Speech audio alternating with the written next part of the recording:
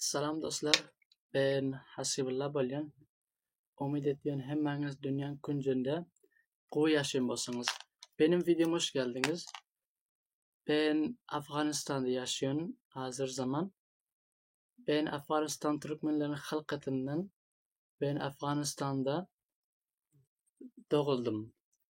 Benim hazır yaşım 18, ben oku bile meşgulüm.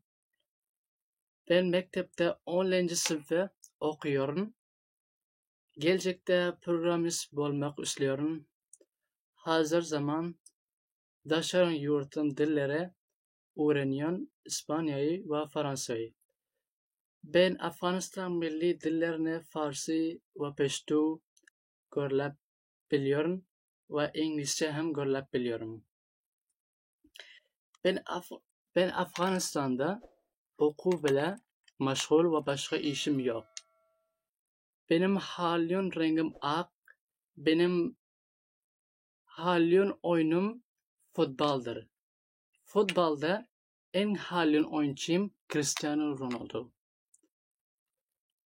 Ben boş vaktimde sabah öğreniyorum. Gelecekte dünyanı gezmek halıyorum. En kuvvet görüyon maşinim BMW. Ve dostlar, Afganistan Türkmenleri kuvvet imeti işlikidir. Afganistan Türkmenleri köpese obada yaşıyor. Ben Türkmen dilimi köp kuvvet görüyorum. Türkmenlerin şöyle vefalı ve mülayim adamlar. Türkmenler tarihte Maktum Kulliyali şairler ve alimleri has köptür.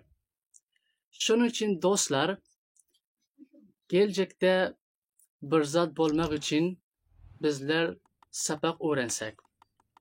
Şöyle dostlar, yakında görüşeceğiz. Sağ olun.